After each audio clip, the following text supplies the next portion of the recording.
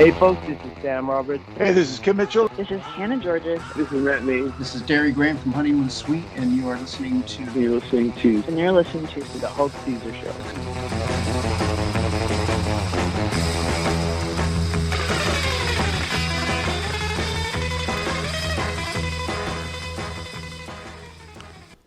Welcome to the Hulk Caesar Show. I am your host, Hulk Caesar. Joining me is my illustrious co-host, Newfoundland songbird Emily Malloy. Emily, it's nice to see you. Nice to see you. The Hulk Caesar Show is brought to you by Snow and Mow. Winter is just around the corner, and now is the time to book your commercial snow clearing service. Check out snowandmow.org to get your free quote today. Tonight's guest is someone you probably recognize from your evening news. She joined the NTV team back in 2021 and has quickly become a familiar face, whether she's out covering stories as a video journalist, hosting her inspiring NL feature, or stepping in on entertainment. She's part of a younger generation of reporters bringing fresh energy to Newfoundland and Labrador, connecting with audiences both online and on air. Outside the newsroom, she's passionate about music, writing, and finding balance in a busy world. Marykate O'Neill, welcome to the Hulk Caesar Show. Thank you so much for having me. I'm so excited. A little later on, we're going to be presented with a musical performance by Evan Watt-Smith. That's exciting. All right. Marykate, thank you for joining us. Thank you so much for having me. I am so excited to be here. Oh, we love this. We're excited to have you.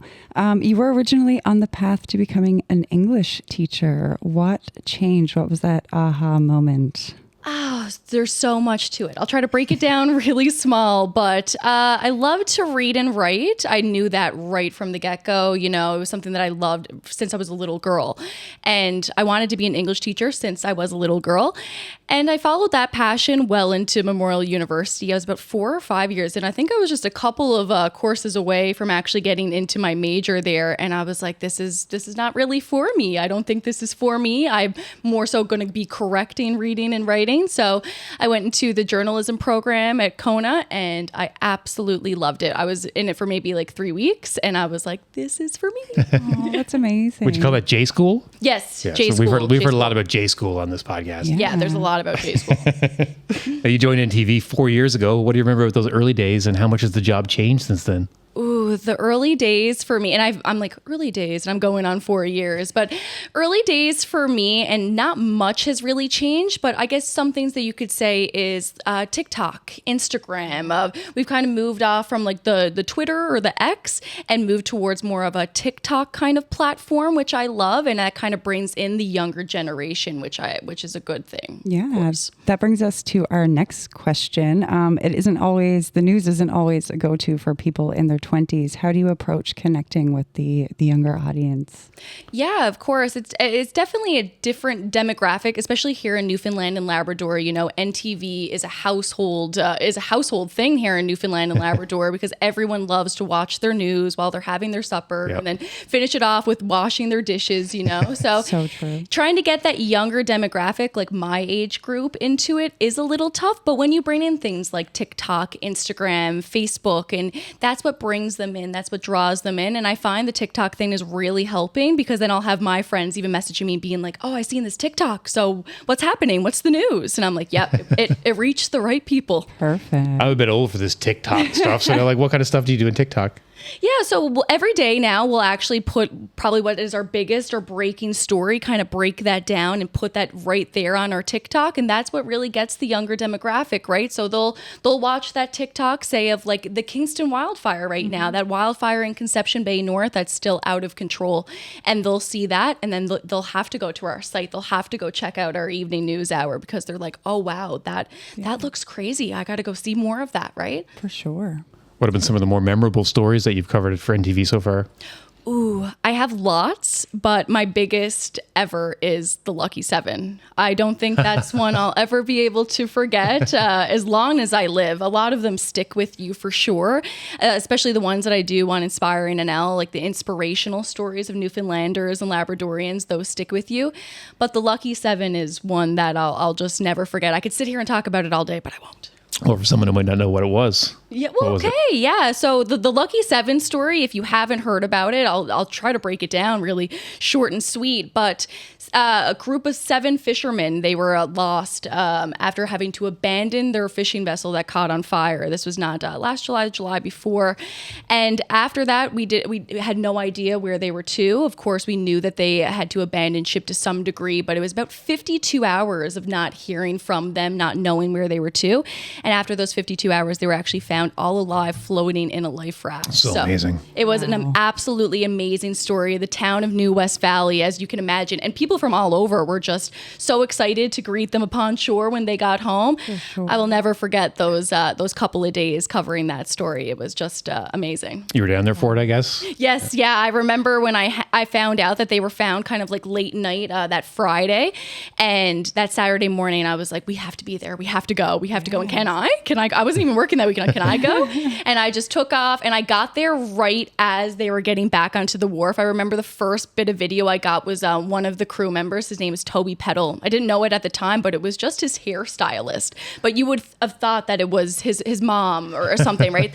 The embrace that they had on land, and that was like the first thing that I captured. It was incredible. It's amazing. That's so sweet. All right, well, let's take a quick break from his appearance on the show back in March. It's Colin W. Harris with Low Life live on the Hulk Caesar Show.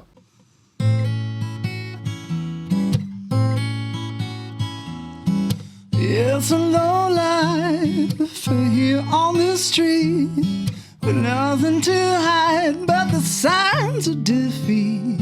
And I've lost all my sense of direction in this low life. It's a low life, keep looking down, greet each day with a sigh and a frown. And I've lost all my sense of motivation in this low life. But if you are what you eat, then I'm nothing. If I'm bad, well that's good, 'cause it's something. If the bottle runs dry, hang my head and cry. I wonder how and why did I end up in this low life. This low life.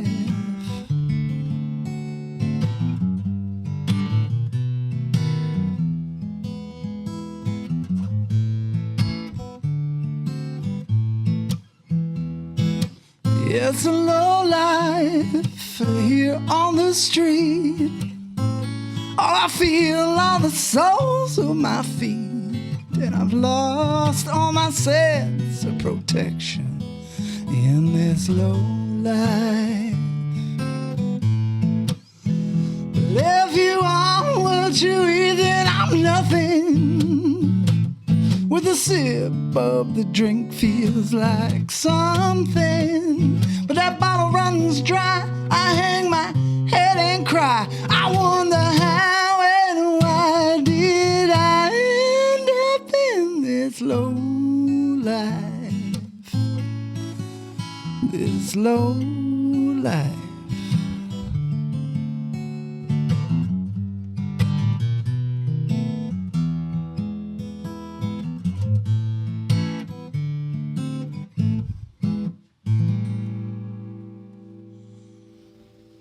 Welcome back to the Hulk Caesar Show, brought to you by our friends at Snow and Mow. Get a free quote on your commercial snow removal by visiting www.snowandmow.org.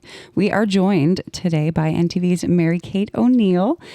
You do your weekly Inspiring NL feature on NTV News. How did that start? Yeah, so Inspiring NL actually started on NTV before me. So it was a feature that was on NTV before I was on NTV. But not long after I started, that was a feature that was thankfully handed over to myself. And I'm so grateful for that, because it's one of my favorite things that I do on NTV, like telling the inspirational stories, because of course news can be hard. Yeah. It can be tough. It can be sad. So when you get to mix it up a little bit and get to do these kind of stories, it's just amazing. So Inspiring NL basically, just as it is, highlights inspirational people in Newfoundland and Labrador. And that's the best part about my week, I think, is getting to do that story every week, because it's always someone different, but it's always very inspirational, of course. Nice. Who've been some of the fun ones that you've done so far? Ooh, I got to give out a shout out to Max Kirby. He's my favorite inspiring NL because we actually meet up every year. So just after his birthday every year. So Max is, I believe it's 101, maybe going on 102 this year. Wow. But he could be also 102. Max, I'm sorry if you're 102, but I remember celebrating his 100th birthday and then 101. So yeah, Max actually walks a mile a day around the Munn Field House. Wow. And he's been doing that for as long as I can remember. Wow. And he's just absolutely amazing, of course. And now the walk has gone down to his walker, but that's fine. He still does his mile a day, and we still get to meet and do our meetings with Max every year. That's so cool. So Yeah. cool. Love that Wow. one. That's amazing. Emily, you think we're going to be 102? Oh man, I don't know. What'll I the guess world I be gotta like start then? walking. I don't know. That must be the key. Max says that is the trick to a long life, is Okay. walking and being fit, being active. So ever since that, I try to get my walk in a day too with Max. That's good to know. Maybe I'll start. yeah. There you go. Maybe you could join Max on Maybe his I could- walk. Yeah. Right? for Right? sure. Everyone just go join Max down at the Munn Field House. People tell me that they do. And people, like, he tells me when I go to see him that so many people will stop him and be like, you're Max. Love Max. That's about when we'll find our fame, I think, at about 99, Yeah. 100. We'll get there.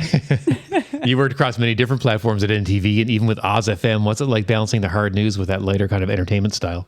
Yeah, it is difficult for sure. Sometimes, of course, if you're covering like a hard news story for a really long time, it sometimes feels wrong to almost switch it up and go do your inspiring NL, or I fill in for Amanda Muse on Fridays doing your community or different entertainment things. And it can be tough, but it is, like I said, also a part of news too. And it is such a part of Newfoundland and Labrador too. There's no way to have just hard news, just breaking news here in Newfoundland and Labrador. You know, you got your like, Lester's farm got a new pony, I always use that because I promise you we would be there. And that's what Newfoundland and Labrador is like. That's a and quality what I story love. in my mind. That's a quality is. story. So true. It is. Yeah, I think that there is a balance to be had for sure, but it's nice because I think that balance comes every night, because once you finish that breaking news and that hard news, after the weather, which is always a little fun sometimes, and then you get down into the entertainment, there's a little bit of everything in that hour show on the NTV Evening News Hour every night, and that's what I love so much about NTV. Love it. All right. You've talked about being married to the job. How do you find time for yourself and keep that work-life balance? I am definitely married to my job for sure. And I do find it tough. Of course, they're so good for giving us time off and letting us have time off. But when you love it, you just want to be a part Yeah, of you want it. to be there when it's happening, right? Exactly. And that's like that Lucky 7 one. I was not working that Saturday, but I was like, can I go do it? And then I remember just following that for like weeks on end at that point, right? So you find the time for sure. You know, I have great friends, amazing family, and I spend so much time with them. But I'm sure they listen to me telling news stories, and this happened to me today so much. And for that, I'm sorry. But you find the balance different days, you know, and when there's something big, you just go chase that. Love it. And when you love it so much, it's easy to go do it, you know? Exactly. Immerse yourself in it. Exactly. My dad always says, like, if you love what you do, you'll never work a day in your life. So true. And that's how I feel. Like, while it is work, of course, I don't feel like I'm working. It's something that I love so much. It feels like I'm just following my passion each and every day. Oh, beautiful. Now, if you could cover any event in the history of the world, what would be at the top of your list? Ooh, probably the Olympics. Oh, yeah. You know, I'm not even a big sports person, but I would just love to go to the Olympics anyways. And then if you put it like somewhere really cool in the world. Would you want to go back to the first Olympics, definitely. back in like Greece? Like go back There in you go. time. Ooh. Yeah. Just a lot of like sweaty sports, I think, in Intense there. back Yeah. then. Yeah. There's a lot of stuff like that. There's a lot of big news stories back in the day that I'm like, can you imagine being a part of that? Like, I love watching old NTV archive footage and just being like, wow, I can't imagine being a part of that, you know? And I hope when I look back on all of it, it's like, oh, wow, I was a part of that. I was a part of the Lucky 7. You'll have your own archive. Yeah, me and Max. We're going to go down in the archives and NTV.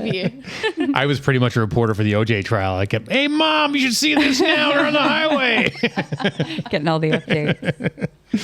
All right, well, let's take a break for a word from our sponsor.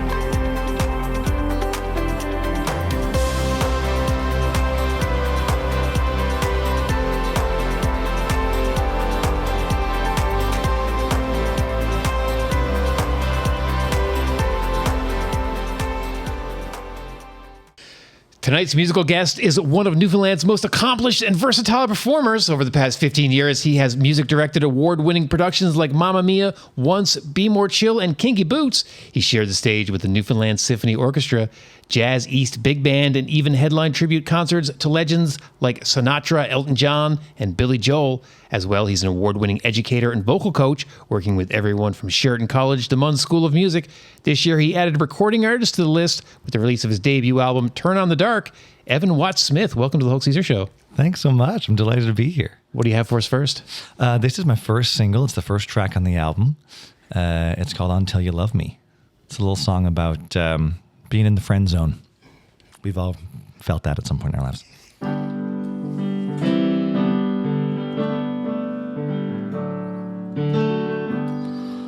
My phone rings, it's you again.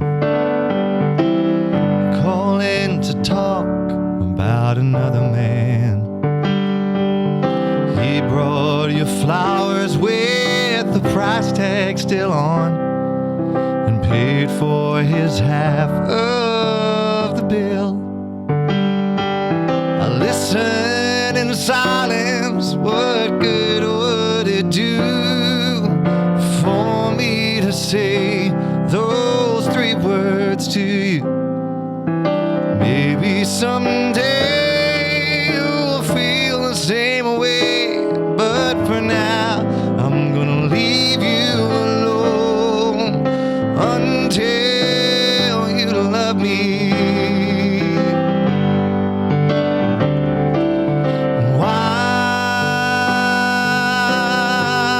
Why can't you just love me? What do I have to do?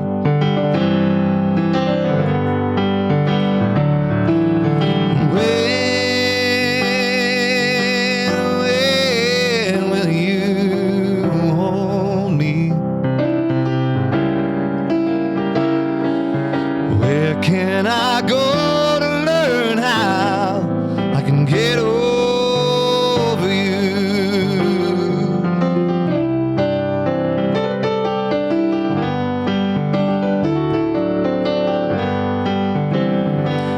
Well, I listen in silence. What good would it do for me to say those three words to you? Maybe someday you'll feel the same way, but for now I'm gonna leave you alone until you love me.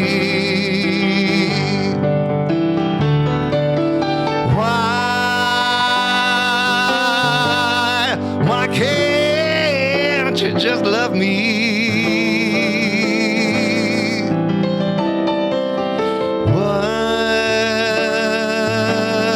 do I have to do?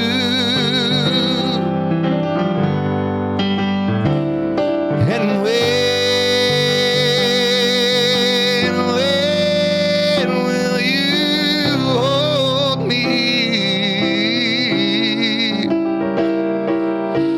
Where can I go to learn how I can get over you?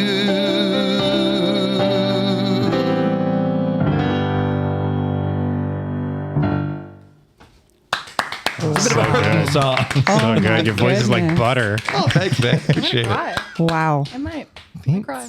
That was beautiful. Sad one, you know. I write mostly sad songs. Let's be honest. And sad songs and waltzes just aren't selling these days, I heard, but I don't know. It sounds pretty good to me. I don't know. I haven't got a check from Spotify yet, but I'm sure it'll be in the dollar amounts. At least 3 figures. That's right. With decimal points. Yeah, that's right.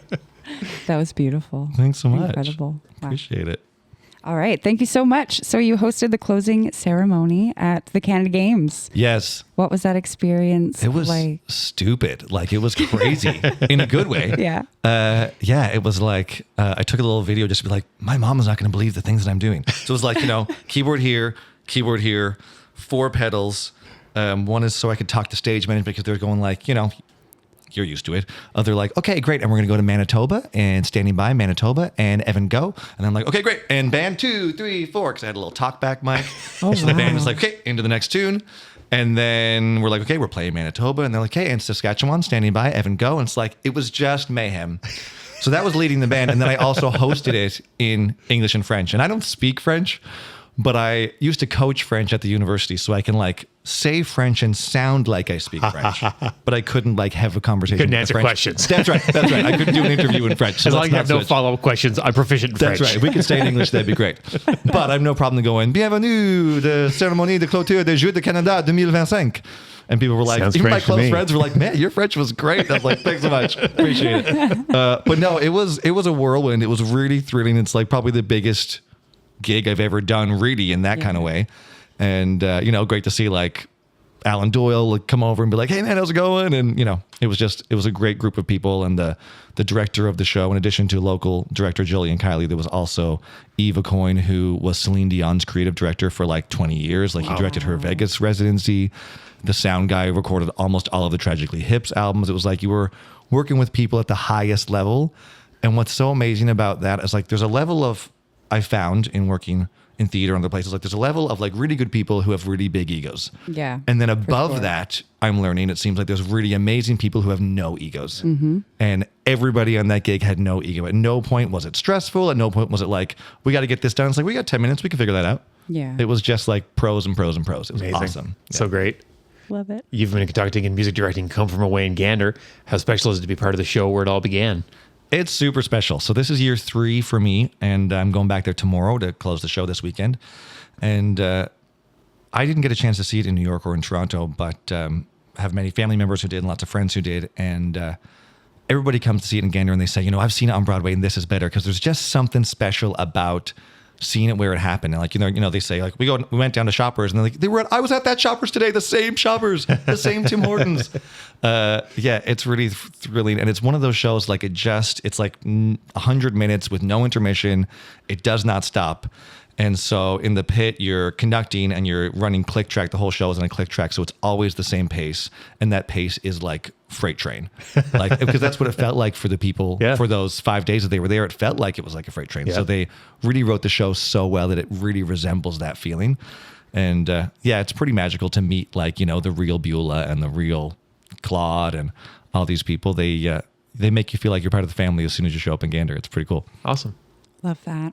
Love the Newfoundland hospitality. Yeah. It always like rings true because people say it and you're like, it can't really be that good, but it is. It People really is. Especially in Gander, I find. And every show, somebody from the community comes up and tells a story about during the actual time of 2001. And it's like, these are the people that we gave our underwear to. And like, they're all real stories. It's amazing. I love it. All right. So with your debut album, Turn on the Dark, your successful album release show at the Majestic, and even a MusicNL Rising Star nomination, you're on quite a roll. What's next? I hope so. What's happening I'd love next? Next, I don't really know. I'm like genuinely I feel like I'm in limbo. I know nothing about, I've worked in the music industry for so long and done nothing with original music. Mm-hmm. So I just defer to other people who know. I'm like, what do I do now? Someone tell me. So I guess the next thing is like Experience MusicNL Week, which I've always felt like I'm on the outside looking in of because I've played with like Mallory Johnson and Kelly Loader and these people. I often play in their bands and I've never been part of the actual scene. So I guess with the nomination this year, I probably will have a showcase or something. And so I'm just kind of looking forward to that. And then what happens after that? Great. It's an honor to be nominated. And then ECMA has come up and like, who knows? They're in Cape Breton. That's not that far away. Not that far away. Mm-hmm. So I don't know. I would love to play more of my music. I'm doing a show not my own music, out in Carbonear in September. This like Elton John, Billy Joel tribute show that I do. Super cool. But I'm bringing out my own CDs and vinyls to sell at the thing. Like, I've never done this before. This is a new thing for me. Set up a little booth afterwards, you know? Yeah. Right. People have booths all the time. I'm like, that's cool. They have their own music. Yeah. I'm just paying SoCan fees all the time for other people's music. Amazing. But now I can bring my own. Do you do Nikita? I do not. I do not do Nikita. It's one of my favorite songs. Is that your favorite Elton John One of my song? favorite songs. Nice. That's a B-side. That's a deep dive. All right. Well, thanks to our friends at Snow and Mo, we have a time for one more song. Evan Watt-Smith, could you introduce it for us? Sure. This is probably the only happy song on the album. It's called Tipping Over. It's a song about my wife. And we're celebrating 10 years being married on Friday. Congratulations. Yeah, Thanks so much. Yeah, like if you've been married for a while, you're like, it's hard and it's easy, you know? It's like you change as people so much. And this was just a song that was just like through all the things, all the bumps and all the things, it's like you're still my best friend kind of vibe. Yeah. I'm definitely going to cry now. It's a happy one.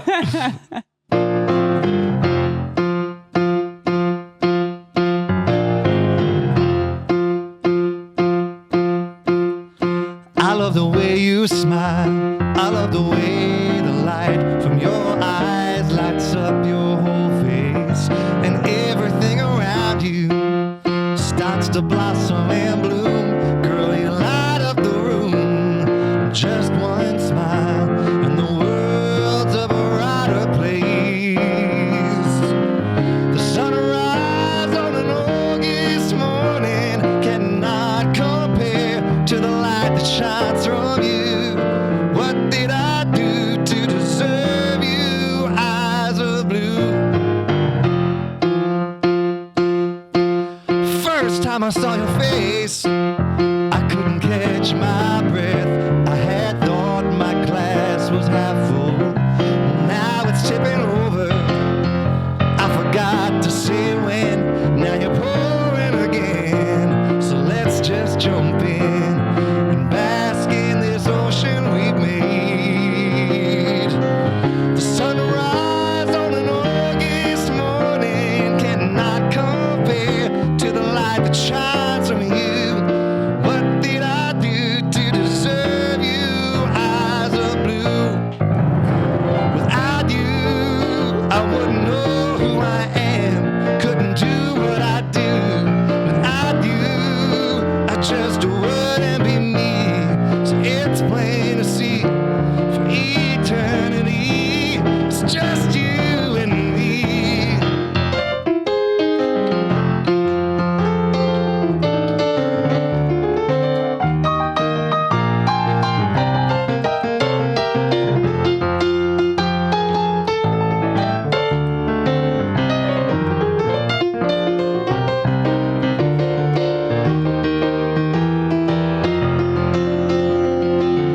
The sunrise on an August morning cannot compare to the light that shines from you.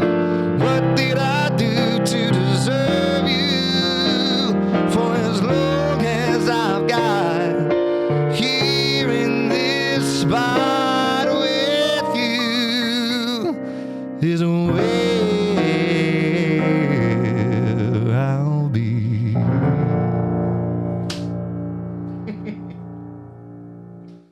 Little cop action at the end of that one. Set off the sirens. That one's too hot. Wow. That was unreal. I'm amazed when people can do the keyboard stuff. You know, I always type the S before the K in thanks and have the backspace and then fix it. I see you over there like. There's no shift. It's, you know, Incredible. it's all the same. Incredible. Yes. That's so good. Yeah, so amazing. Thanks so much. All right. Thank you so much. And where can people find you on the interwebs if they were to? Oh, there's a really bad website you can go to. It's www.evanwattsmith.ca. Who knows what's on there? It's like, does anybody update their website? It's mysterious. No, I want to know what's on there. Now I want to go check it out. I mean, Perfect. it's pictures of my face, I suppose. And like, it probably says like album release coming next week, which was in May. You know, Excellent. because who can keep up with I'll feel like I was a part of everything. That's right. You know, Yeah. right in the That's center of it. That's right. And also on Instagram at Evan Wattsmith and Facebook, same thing. all those places. Beautiful. Excellent. Love it. Awesome. All right. Well, now it's time to play everyone's favorite game of questions, Caesar's Casual Conversations, with tonight's guests, Marykate O'Neill and Evan Watt-Smith. Now, we have refilled the commemorative E.T., the extraterrestrial hat, with questions. The AI gave us these questions. They've given us hundreds of questions over the past year or so. This set is retro questions. We asked it for questions that are retro-based. Now, I haven't read any of these. I cut them all blind drunk with my glasses off, so I don't know what they are. So you take one, you read it out loud, you give a quick answer. We'll all give a quick answer. If you read the question in your mind and you don't like it, throw it on the floor and pick another one. So, Marykate, you can go first. This is my favorite kind of game. Yes.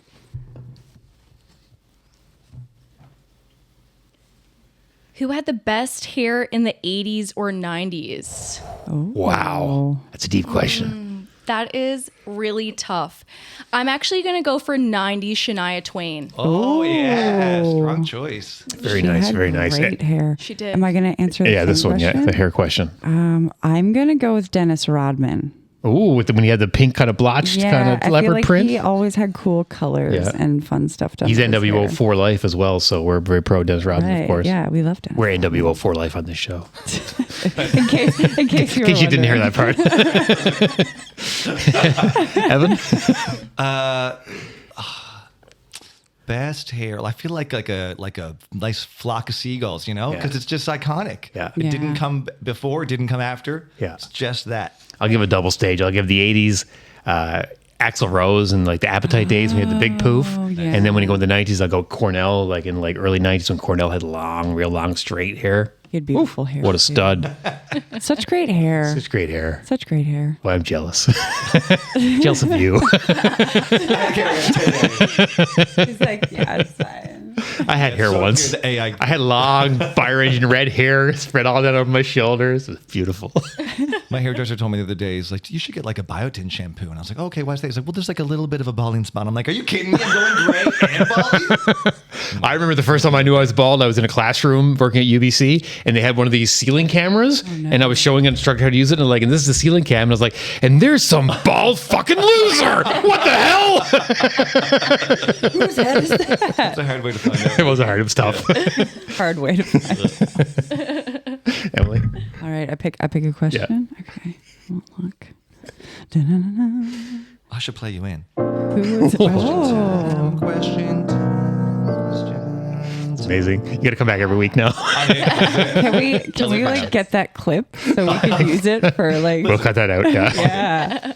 Love that. Every time we do questions now. Question. I love a good jingle. Excellent. Who was your sidekick growing up? Oh god. Ooh. I mean, Step on some toes here? Is that the problem? I don't know if I really had a sidekick. I was more of the sidekick Yeah, me too. because I was the youngest. I grew up with 3 older brothers. I have 4 older brothers. So I would try to wiggle my way into whatever they were getting into, especially if my parents were gone out. So I was like the annoying sidekick that nobody actually wanted to be around. Marykate? It's very sad. That does sound sad. I was kind of born into my best friend as a child. So we had family friends, and my brother was best friends with this kid up the street. His name was Mark. So when they had a little girl, and then my family had a little girl, we were destined to be best friends. So her name was Laura, and we were definitely sidekicks until she moved to Toronto when I was a teenager, and we still keep in touch. But she was my sidekick as a kid for sure. Amazing. Evan? I moved around a bunch when I was really young, and we sort of settled in grade 2. I moved to Stephenville, and my first day, I was like never a kid who struggled making friends, so I met a couple of people and was like, okay, these are gonna be my friends now. And then my sidekick to be one of my really good friends, Cody, came over and he was like, yeah, you're not gonna be friends with those guys, you're gonna be friends with me. He'd never met me before. He was 7. And I was like, okay. And we've been friends ever since. At my wedding, and now we nice. play Saved D&D you. together. Amazing. Oh, I'd love to play D&D. I'd never played before, but I would love to. It's I would wicked. love to. I made a character once, but the game never got off the ground. It's like, I got this character. Now I'm in. It's a great time. Amazing. Yeah. What was the question? Oh, sidekick. Yeah, I would say I was a sidekick, and I was I moved from. I lived in Whitburn going to high school, and then I went to BC after grade 11 to work and live with my older cousin and hung out with like 20-year-olds. And I came back and I was like, I'm too cool for here. So I'm going to go to town and live in my aunt's basement and go to school. So I went to Bishop's for the last half of grade 12 and I knew nobody. And I was sitting in class and I had these, I had a Shockwave Walkman and had the big yellow headsets, and the girl sitting behind me took it off and put it on her head. And she's like, all right, this is pretty good. She's like, no one knows you, right? And I was like, no. She's like, well, you followed me around for a while. And that was Caitlin Keeley. And within a month, I knew everybody in town. And I was Caitlin's sidekick. I went everywhere to Caitlin went. Nice. I love Worked out pretty well for me. Yeah. Seriously. It's a good way to meet somebody. Check out their music that they're listening to. That's so bold. I love a bold move. Yeah. Just take those headphones. Yeah. Thank you. All right, Evan. Remember, if you don't like the question, you don't like the question, you can throw it on the floor. It's very nice paper. Yeah. Good paper. Which local hangout spot do you still think about? Oh, I miss the Black Sheep on Water. Yeah. Yeah. I mean, the Black Sheep on George is great. But the Black Sheep on Water had this like special thing where you can only fit like 35 people in there and everybody listened. You would finish playing a song and then they would go quiet. I remember the first time I played there, I was like, I felt like there was like an emergency or something. Like, no, they're just waiting for you to like introduce the next song. Yeah. At a bar gig? Excellent. I never, I lived in BC for a couple decades and only came back in like 2019. So I know the bars from the 90s more or less. Do you know what it was before it was the Black Sheep on George? Black Sheep on Water? I don't know. Now Black it's Sheep on like Water? Spirit or something, or was Spirit Bar? I don't know what it is. It's like in the anymore. TD building. Oh, yes, Yeah, yes, in the okay. corner, like- Yeah. Yeah. Yeah, I know what you're talking about. Yeah. Yeah, amazing. Good little spot. All right. Anyone else want to ask a question, Marykate? Nothing really comes to mind. Oh, I have a kids hangout spot. Does that work? Yeah. Sure. No rules. Kids Castle. Yes. Bring Kids Castle That was back. so great. What's Kids Castle? It was like what? Never been to Kids Castle. It was like. Do you remember Totally Tubular? I was going to say, yeah, totally. So it was essentially like a Totally Tubular meets like a Chuck E. Cheese. Like they It even was had a band. Yes, it that was would like this play. mechanical band that would like sing you happy birthday Yeah. and it was Happy like, birthday, boy or girl. Pretty much.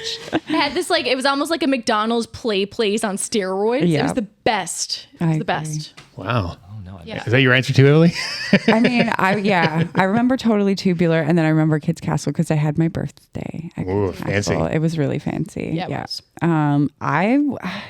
I would like to say the flea markets at the Avalon Mall. I used to on love going to the Sundays. flea market at the Avalon. We'd come in from out around the bay to go to the flea market on Sunday at the Avalon Mall, and none of the stores were open. It was just the flea market. Right? And yeah. Because it was illegal to open your store on Sunday because Jesus hates Sunday capitalism. and shopping. Shopping. All of the Hates Okay. it. All eight.